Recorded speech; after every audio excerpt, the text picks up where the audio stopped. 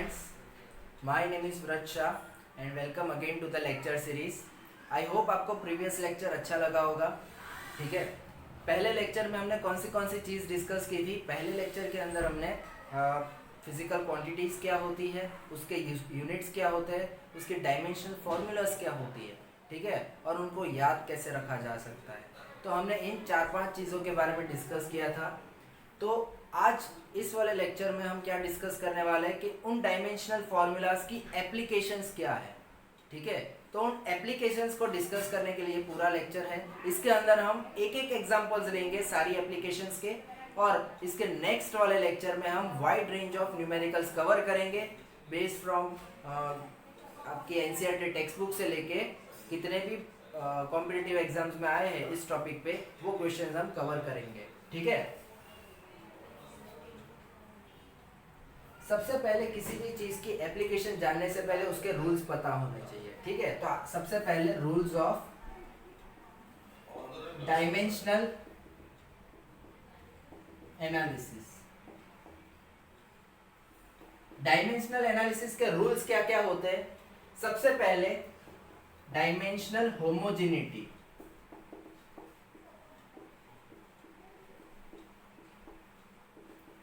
Homogeneous का मतलब होता है कि यूनिफॉर्मिटी सेम जैसा होता है सारा. ठीक है, तो डायमेंशनल होमोजेनिटी क्या स्टेट करती है कि किसी भी क्वांटिटीज का आप एडिशन करो या सब्ट्रैक्शन करो, उसके यूनिट्स और उसके डायमेंशनल फॉर्मूला सेम होने चाहिए. ठीक है, एडिशन और सब्ट्रैक्शन यानी किसी भी इक्वेशन के अंदर नंबर ऑफ टर्म्स के पास जितने भी नंबर ऑफ टर्म्स है सभी का डायमेंशन सेम होना चाहिए.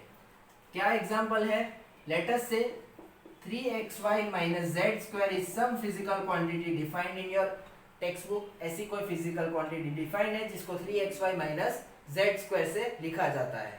ठीक है, तो यहाँ पे dimension of x dimension of y इन दोनों का मल्टीप्लिकेशन करो तो वो डायमेंशन ऑफ z का स्क्वायर होना चाहिए. ठीक है, according to the expression, and should be equal to the dimension of physical quantity that is described here. वो फिजिकल क्वांटिटी पे डिपेंडेंट यानी उसके डायमेंशन सेम हो जाने चाहिए. ठीक है, ये प्रिंसिपल ऑफ होमोजेनिटी है. इसके ऊपर एक एग्जांपल ले लेते हैं छोटा सा.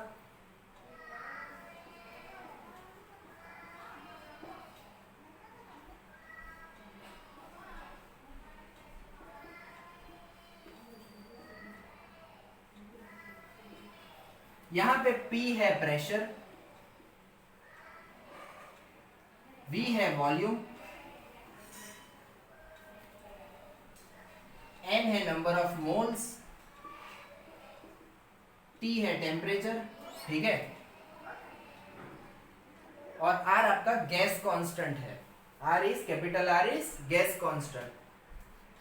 तो इसके अंदर आपको डिटरमाइन करना है कि A का और B का डायमेंशन क्या होगा. A और B कुछ कांस्टेंट्स है. ठीक है, तो मैंने जैसे बोला कि किसी भी इक्वेशन में, ये भी एक टाइप का इक्वेशन हुआ, यहाँ पे एडिशन या सब्ट्रैक्शन हो रहा है. ठीक है, यहाँ पे सब्ट्रैक्शन हो रहा था, यहाँ पे भी सब्ट्रैक्शन है. तो किसी भी दो क्वांटिटी का अगर सब्ट्रैक्शन आप करते हो तो उनके डायमेंशनल फॉर्मूला सेम हो जाने चाहिए. तो a/v² और p का डायमेंशन सेम ना हो तो आप उसको ऐड या माइनस नहीं कर सकते. ठीक है, अगर कोई इक्वेशन इसका वायोलेशन करता है, इसको मना कर यानी इसको फॉलो नहीं कर पाता, ठीक है, तो वो इक्वेशन डायमेंशनली इनकरेक्ट है, वो इक्वेशन पॉसिबल ही नहीं हो सकता. ठीक है, तो काफी क्वेश्चंस इस पे भी बनते हैं कि which of the following equation is dimensionally incorrect. ठीक है, तो आपको क्या करना है, पूरा डायमेंशनल का होमोजेनिटी लगा देना है. क्लियर. प्रेशर क्या, ए का यूनिट अगर आपको निकालना है तो ए को सब्जेक्ट बना दो. प्रेशर मल्टीप्लाई बाय वॉल्यूम का स्क्वायर. ठीक है, प्रेशर का यूनिट क्या बन जाता है, m⁻1. फोर्स के डिवाइड में एरिया आता है. यहां पे L³ का square.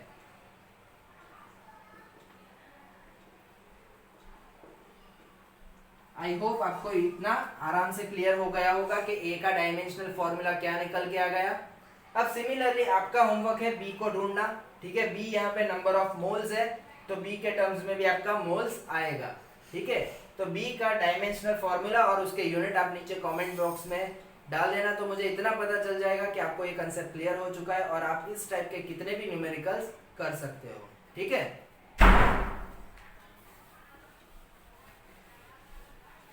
The first rule was dimensional homogeneity. अब डायमेंशनल होमोजेनिटी पढ़ने के बाद सेकंड जो रूल इसका आएगा वो है ट्रिगोनोमेट्रिक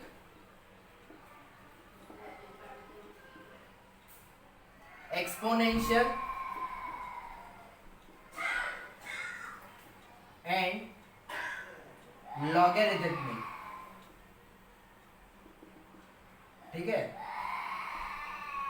इतने जो फंक्शंस होते हैं वो सभी फंक्शंस के ट्रिगोनम आर्ग्यूमेंट्स जो होते हैं वो यूनिटलेस होने चाहिए। ठीक है, इन सभी के आर्ग्यूमेंट्स यूनिटलेस होने चाहिए। ठीक है, आर्ग्यूमेंट्स क्या होता है सबसे पहले वो समझ लेते हैं हम। जैसे कि मैं बोल रहा हूँ ट्रिगोनोमेट्रिक के 6 रिलेशन है, sine cos tan cot sec cosec. ठीक है, तो साइन के अंदर जो एंगल में आप जो भी लिखते हो, जिसे आप पहले एंगल बोला करते थे, उसी को हम आर्ग्यूमेंट बोलते हैं। ठीक है, तो वो जो आर्ग्यूमेंट होता है वो हमेशा टोटल नेट यूनिटलेस होता है। इसका एक एग्जांपल ले लेते हैं।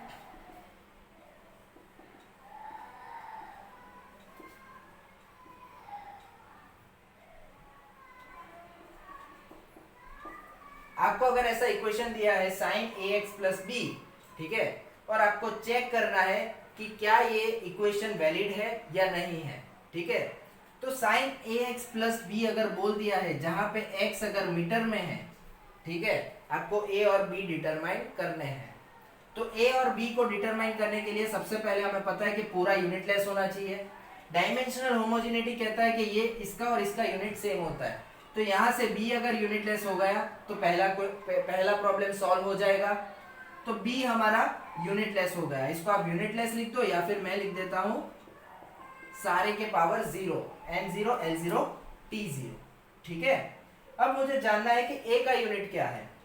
तो हमें पता है कि a और x का मल्टीप्लिकेशन b के यूनिट जितना होना चाहिए या फिर यूनिटलेस होना चाहिए।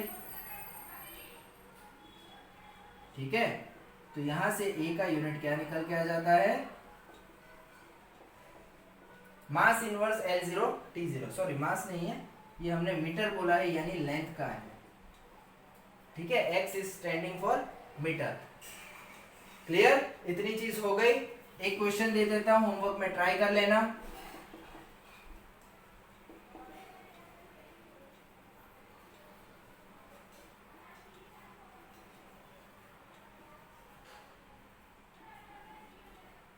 y is equal to a sin kx minus omega T.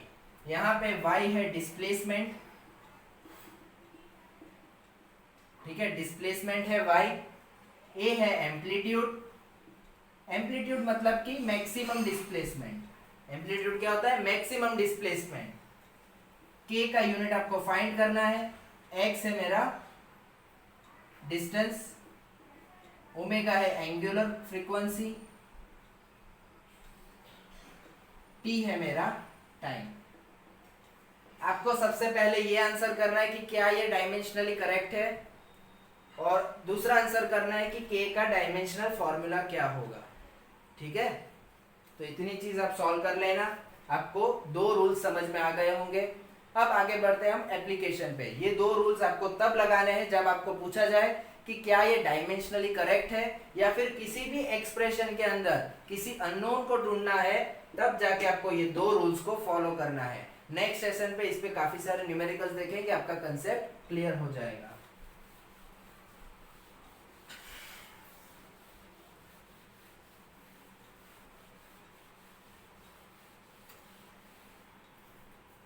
अब हम बात करते हैं एप्लीकेशंस की।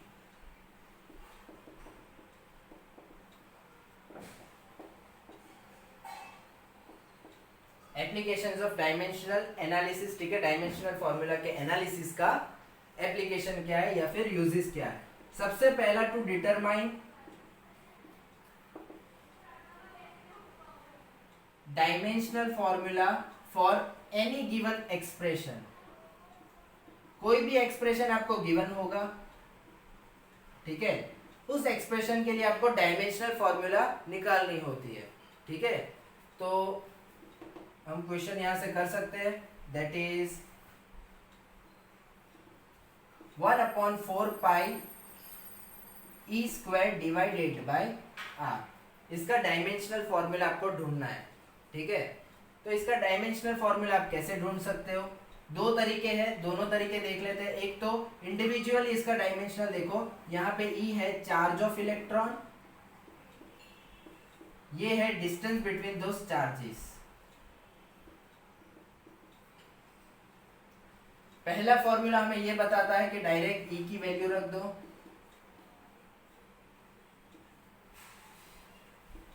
तो यहां से बन के आ जाता है, ठीक है, L-1 A2T+2। ठीक है, ये पहला तरीका है डायरेक्ट फॉर्मूला रखने का। दूसरा तरीका है कि इसकी ओरिजिनल फॉर्मूला क्या थी। दोनों में से आपको जो सही लगे, जो क्वेश्चन के लिए आपको उसको अप्रोच करना है। ठीक है, एक में ये इजी लगेगा, एक में कोई दूसरी मेथड इजी लग सकती है। ठीक है, तो दूसरा मेथड क्या है कि ओरिजिनल फॉर्मूला क्या था, force is equal to 1/4 pi ε0। ठीक है, multiply by E square by R square. ठीक है, यहां से ई स्क्वायर बाय आर को सब्जेक्ट बना लो, और ई स्क्वायर बाय आर को सब्जेक्ट बनाने के बाद राइट साइड में जो भी इक्वेशन बनता है उसका डायमेंशन नेट निकालो। लेकिन ये इस क्वेश्चन के लिए प्रेफरेबल नहीं है, आने वाले आगे जितने भी क्वेश्चन होंगे उसमें हो सकता है। ठीक है, फॉर एग्जाम्पल अगर मैंने पूछ लिया obtain dimensional formula for the product of permeability and permittivity का प्रोडक्ट, परमिएबिलिटी और परमिटिविटी का प्रोडक्ट, उसका आपको डायमेंशनल फॉर्मूला निकालना है। अगर आप यहाँ पे देखोगे तो परमिएबिलिटी तो न्यूटन पर एम्पियर स्क्वायर आपने याद रखा था, लेकिन परमिटिविटी के लिए आपको याद या फिर डिराइव करना पड़ेगा। ठीक है, लेकिन इसका एक एक्सप्रेशन है, वो क्या है कि velocity of light in vacuum का जो स्क्वायर है, ठीक है, वो 1/μ0ε0 पे डिपेंड करता है इन दोनों के प्रोडक्ट पे। ये आप आगे पढ़ोगे। ठीक है, लेकिन फॉर डायमेंशनल एनालिसिस आप इस चीज को याद भी रख सकते हो। तो यहां से अगर मुझे इसका डायमेंशन चाहिए,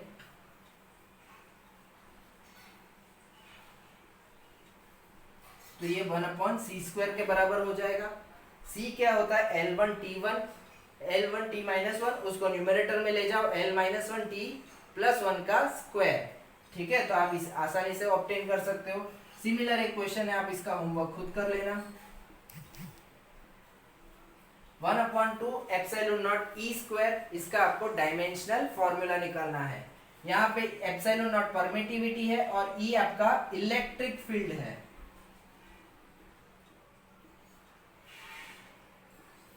जिसका यूनिट न्यूटन पर कूलम होता है। ठीक है, ई यहाँ पे इलेक्ट्रिक फील्ड है, गलती से भी इसको एनर्जी कंसीडर मत करना, आपका आंसर गलत आ जाएगा। ठीक है, तो इसका नेट डायमेंशनल फॉर्मूला निकालना। ऐसे कई सारे क्वेश्चंस है जिसके बारे में हम डिस्कस करेंगे। This is under the application of dimensional formula for the given expression. ठीक है,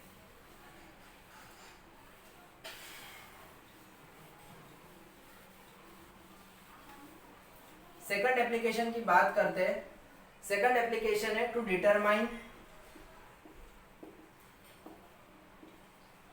dimensional formula for constants. Various types के कांस्टेंट होते हैं, उनकी डायमेंशनल फॉर्मूला डिटरमाइन करनी होती है। ये हमने ऑलरेडी प्रीवियस लेक्चर में कर लिया है, तो आप उधर से भी देख सकते हो, जैसे कि gravitational constant, permittivity, permeability, Planck's constant, coefficient of viscosity. ठीक है, ऐसे कितने सारे कोएफिशिएंट्स होते हैं, आप सभी के डायमेंशनल फॉर्मूला डिटरमाइन कर सकते हो। क्यों करना होता है, क्योंकि मुझे जानना है कि मेरे जो कांस्टेंट्स है वो मेरे फंडामेंटल सिस्टम पे कैसे डिपेंड करते हैं, फंडामेंटल सिस्टम ऑफ यूनिट्स पे कैसे डिपेंड करते हैं, ये जानने के लिए डायमेंशनल फॉर्मूला जानना जरूरी है। क्लियर? तो सेकंड एप्लीकेशन ऑलरेडी हम पढ़ चुके हैं। थर्ड एप्लीकेशन की बात करते हैं, that is to convert one system of unit into another system of unit।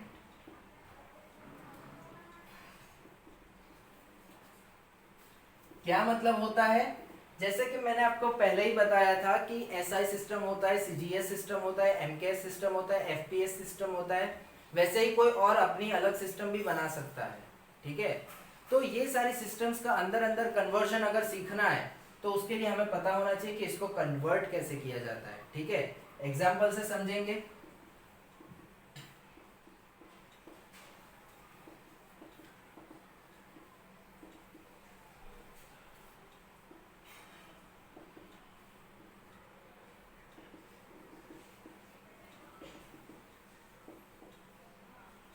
SI unit of force को सीजीएस यूनिट ऑफ फोर्स में कन्वर्ट करो। सबसे पहले एसआई यूनिट ऑफ फोर्स जो होती है वो होती है न्यूटन, सीजीएस यूनिट होती है उसको डाइन बोला जाता है। ठीक है, थोड़ी प्रीवियस थियरी को याद कर लो। एक कोई भी फिजिकल क्वांटिटी होती है वो कांस्टेंट होती है। ठीक है, तो उसका मतलब है कि पहला जो वैल्यू होगा पहली सिस्टम ऑफ यूनिट में जो मैग्नीट्यूड होगा, ठीक है, वो n1 है। पहली सिस्टम ऑफ यूनिट यानी कि एसआई सिस्टम वो n1 है, दूसरी n2 और u2। ठीक है, n1 is the value in first system of unit. अगर एग्जांपल हमने याद करो 10 सेंटीमीटर इक्वल टू 0.1 मीटर, ये हो गया मेरा n1, ये हो गया मेरा u1, ये हो गया n2, ये हो गया u2। क्लियर? सिमिलरली हमें फोर्स के लिए करना है, एनर्जी के लिए करना है, ऐसी किसी भी क्वांटिटी के लिए करना है, विस्कोसिटी के लिए करना है, ग्रेविटेशनल कांस्टेंट के लिए करना है। ठीक है, तो हम क्या मेथड फॉलो करेंगे? सबसे पहले 1 यूनिट को करेंगे, दैट इज 1 न्यूटन, उसको मुझे कन्वर्ट करना है डाइन में। तो कितने डाइन लेने पड़ेंगे वो ढूंढना है 1 न्यूटन को कन्वर्ट करने के लिए। ठीक है, तो n2 को सब्जेक्ट बना दीजिए, 1 न्यूटन डिवाइडेड बाय डाइन। अब यहां हमको पता होना चाहिए कि न्यूटन, ठीक है, न्यूटन बेसिकली क्या होता है? फोर्स का यूनिट। फोर्स का यूनिट जो रहेगा, फोर्स का यूनिट बेटा जो रहेगा वो हमेशा कौन से में होगा? एसआई में। अगर हम उसको फंडामेंटल क्वांटिटीज में कन्वर्ट करेंगे, mass into acceleration, mass into acceleration का मीटर पर सेकंड स्क्वायर। ठीक है, सीजीएस के अंदर क्या हो जाएगा? केजी को ग्राम में कर लिया, मीटर को सेंटीमीटर में कर लिया, टाइम को सेकंड में कर लिया। ठीक है, तो यहां से दोनों को सब्स्टिट्यूट कर लो।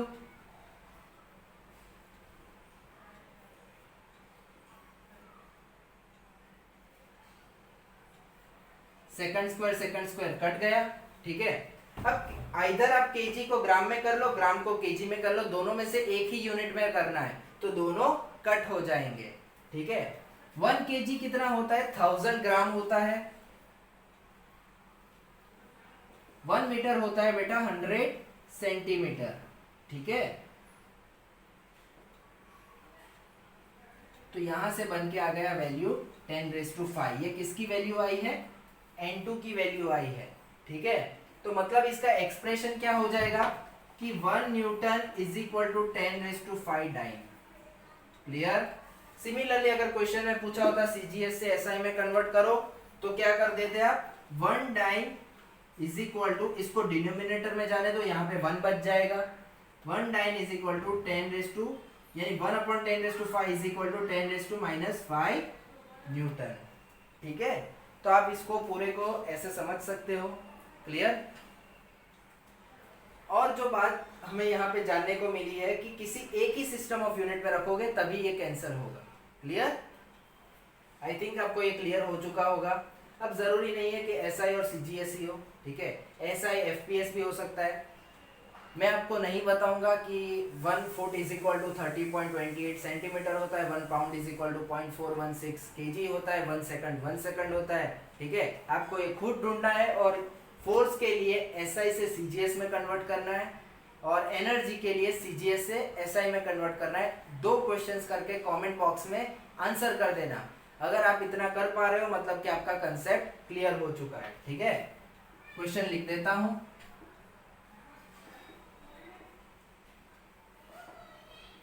फुट पाउंड सेकंड में कन्वर्ट करना है आपको फोर्स को।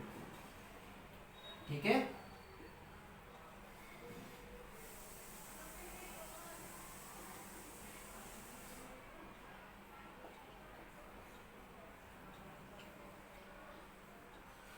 क्लियर? ये 2 क्वेश्चन सॉल्व कर लो, अगर आप इतना कर पा रहे हो मतलब आपका इस टॉपिक पे आंसर क्लियर है, ठीक है? बाकी के जो अच्छे न्यूमेरिकल्स हैं वो हम नेक्स्ट सेशन में देखेंगे।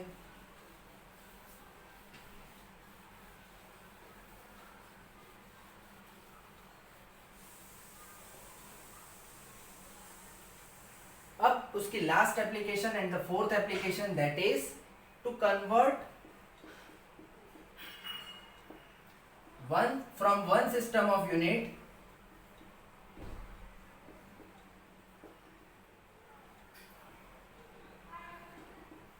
to another system of unit।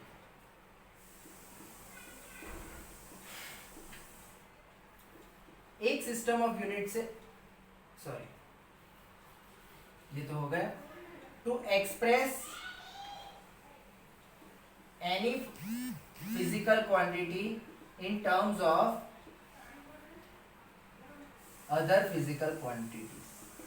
मतलब कि हमने आगे क्या देखा था कि सिस्टम को कन्वर्ट किया, वैसे ही हमें फिजिकल क्वांटिटीज को एक क्वांटिटी को दूसरी क्वांटिटीज के साथ रिलेट करना है, लेकिन वहां पे वो फंडामेंटल हो वो चीज जरूरी नहीं। For example E is equal to HF आपने जब फॉर्मूला देखी, ठीक है, तो यहाँ पे एनर्जी, प्लैंक्स कांस्टेंट और फ्रीक्वेंसी, यहाँ पे कोई भी फंडामेंटल नहीं है, लेकिन उनके बीच में कुछ रिलेशन है और मुझे वो ऑब्टेन करना है।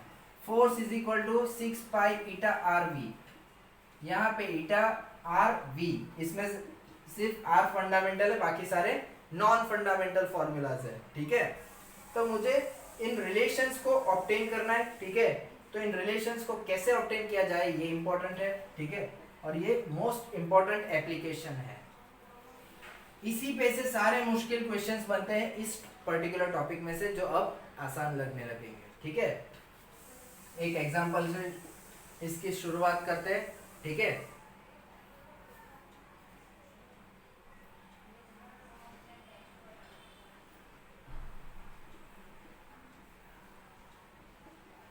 पहला ही क्वेश्चन थोड़ा मुश्किल लेते हैं, तो आपको इजी वाले आराम से हो जाएंगे आपसे। सी है velocity of light in vacuum, G है gravitational constant, E square upon epsilon nought एक क्वांटिटी है, मान लो ये कंबाइन में एक क्वांटिटी है, ठीक है? तो इसके with help of this 3 quantities मुझे लेंथ का डायमेंशनल फॉर्मूला डिटरमाइन करना है in terms of c, g and e square upon 4 pi epsilon nought. That is I want to express length in function of c, g, e square upon 4 pi epsilon nought. पर क्या ऐसा जरूरी है कि ये सारे लीनियरली डिपेंडेंट हो? नहीं, पावर अलग अलग हो सकते हैं, तो वो क्या पावर हो सकते हैं वो हमें डिटरमाइन करना है, ठीक है? लेटस से यहाँ पे ए है, लेटस से यहाँ पे बी है, और इस पूरे का पावर सी है, ऐसा मान के चलो, ठीक है? क्या एक्चुअल में पावर है ये हमें पता नहीं है। यहाँ पे मान लेते हैं लेंथ का पावर 1 है, ठीक है? And I want to determine the values of A, B and C. एक चीज मुझे पता है, वो है कि इन सारे के फंडामेंटल के साथ क्या रिलेशन है वो मुझे पता है, और इसका फंडामेंटल के साथ क्या रिलेशन है वो मुझे पता है। उनको मैं अगर इक्वेट करूंगा तब जाके मुझे रिजल्टेंट ए, बी और सी की वैल्यू मिल जाएगी, ठीक है? वापस पूरी प्रोसेस समझाता हूँ।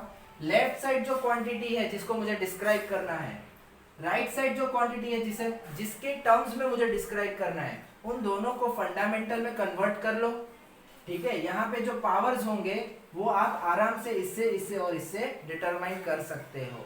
पावर डिटरमाइन कर लिया तो डायरेक्टली पावर लगा दो, आपको वैल्यू मिल चुकी है, ठीक है? तो this is as simple as that, ठीक है?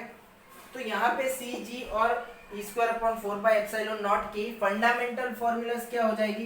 सी की होती है L1t-1, जी की होती है, अगर आप याद नहीं रख सकते तो उसको वैसे ही डिराइव करो जैसे हमने किया था, लेकिन याद हो जाए तो बहुत ही अच्छी बात है। मास का -1 L2t-2, ठीक है? न्यूटन मीटर का जूल हो जाएगा, डिनोमिनेटर में kg स्क्वायर था तो -1।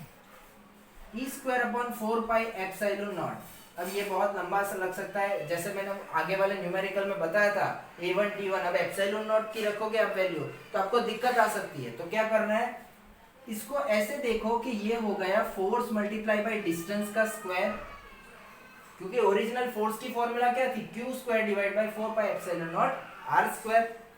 तो आर स्क्वायर को सामने की ओर जाने दो, ठीक है, आर सामने की ओर चला गया, फोर्स इंटू आर स्क्वायर, इसका आप आराम से निकाल सकते हो न्यूटन मीटर स्क्वायर।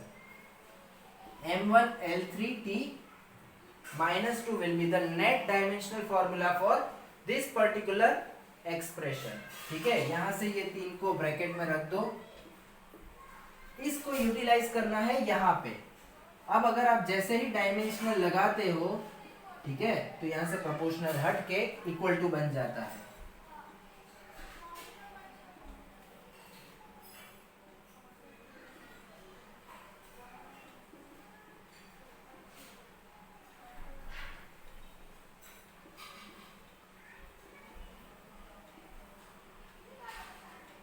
इसकी डायमेंशनल फॉर्मूला क्या बन के आ गई थी, सी, ठीक है। इतना सिंपल है। लेफ्ट साइड को एमएलटी में लेके आओ, राइट साइड को एमएलटी में लेके आओ, एमएलटी को कंपेयर करो। लेफ्ट साइड m का पावर क्या है, कुछ नहीं, मतलब 1 से मल्टीप्लाई कर दो, 1 से डिवाइड कर दो।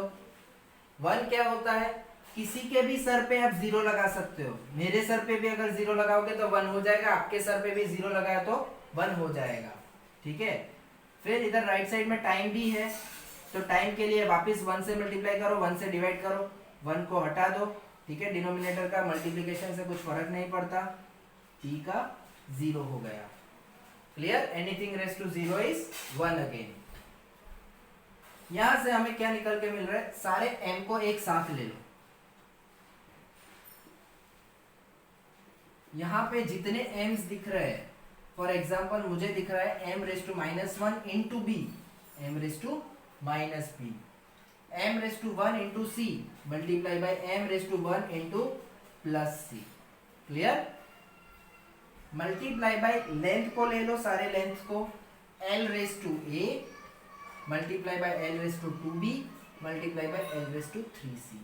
पहले स्टैंडर्ड मेथड सिखा रहा हूं, बाद में तो आप डायरेक्ट भी इसको स्टेप कर सकते हो। अगर आपको समझ में आ चुका है कि क्या करना है, तो आप फास्ट फॉरवर्ड करके भी देख सकते हो। t⁻, यहाँ पे -a, t⁻, यहाँ पे -2b, ठीक है, और t⁻, यहाँ पे -2c, ठीक है। अब आपको पता होना चाहिए कि अगर सेम बेस हो और मल्टीप्लिकेशन कर रहे हो तो पावर का एडिशन होता है, ठीक है। तो मैं इसको क्या लिख सकता हूं, m⁻b प्लस सी, l⁻a plus 2b plus 3c, ठीक है, t⁻a minus 2b minus 2c। Clear, इतनी चीज हो गई। यहां तक आ गए, मतलब आप आधा स्टेप जीत चुके हो। m को m के साथ कंपेयर करो तो मुझे क्या मिल रहा है, 0 is equal to -b plus c, that implies that b is equal to c। पहला रिलेशन पहले इक्वेशन से मिला। l को l से कंपेयर करो, 1 is equal to right side पे क्या है, a plus 2b plus 3c, ठीक है। दूसरा इक्वेशन मिल गया, चलो इसको अब कन्वर्ट भी कर लेते हैं। थर्ड इक्वेशन, टाइम का टाइम के साथ, 0 इज इक्वल टू, यहां पे 0 है, उधर क्या पावर है, -a minus 2b minus 2c। तो इसको मैं लिख सकता हूं a plus 2b plus 2c is equal to 0। ये मुझे थर्ड इक्वेशन मिल गया। अब 3 इक्वेशन 3 वेरिएबल, अगर ये सॉल्व करना नहीं आता, आपका 10th का मैथमेटिक्स वीक है, तो आप मुझे कमेंट बॉक्स में बताना, मैं आपके लिए सेपरेट वीडियो इस पे बना दूंगा। आप बेसिकली ऐसा याद रख सकते हो, फर्स्ट इक्वेशन में किसी एक को सब्जेक्ट बनाओ, सेकंड इक्वेशन थर्ड इक्वेशन में उसकी वैल्यू पुट डाउन कर दो, इक्वेशन इन 2 वेरिएबल बन जाए, बाद में उसको सॉल्व कर दो, ठीक है। तो यहां से b इक्वल टू सी यहाँ पे रख दो, b इक्वल टू सी यहाँ पे रख दो, क्लियर। तो सेकंड इक्वेशन में मैं b इक्वल टू सी रखूंगा तो 2b की जगह पे 2c हो जाएगा, 3c तो 3c था, तो 1 is equal to a plus 2c plus 3c 5c, ठीक है, नया इक्वेशन मिल गया। दूसरे इक्वेशन में मैं जैसे ही रखूंगा, यहाँ पे a plus 2c plus 2c यानी कितना हो गया 4c, इन दोनों को अगर सॉल्व करना है तो बहुत ही आसान है, एलिमिनेट कर दो a को, माइनस कर दो पूरे इक्वेशन में, ठीक है, a गॉट कैंसल्ड, ठीक है। 5c minus 4c is equal to c is equal to 1। c की वैल्यू मुझे 1 मिल गई है, क्लियर। अब यहां से मुझे a और b की वैल्यू निकालनी है, b equal to c equal to 1, तो क्या मिल जाएगा, b इज इक्वल टू 1, ठीक है।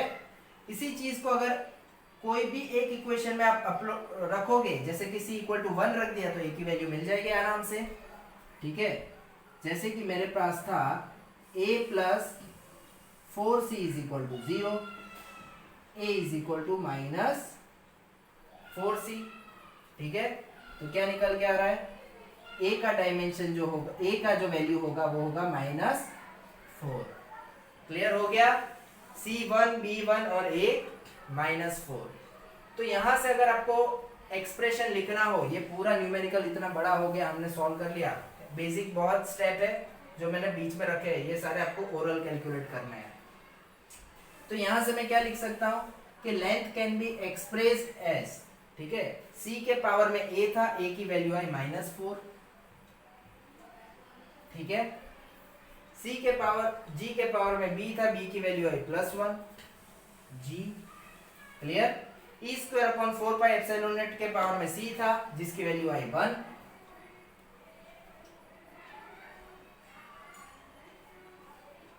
क्लियर। तो ऐसे सारे न्यूमेरिकल सॉल्व करने हैं, ठीक है, बहुत ही आसान है। तो ऐसे अगले लेक्चर में हम काफी सारे न्यूमेरिकल सॉल्व करेंगे।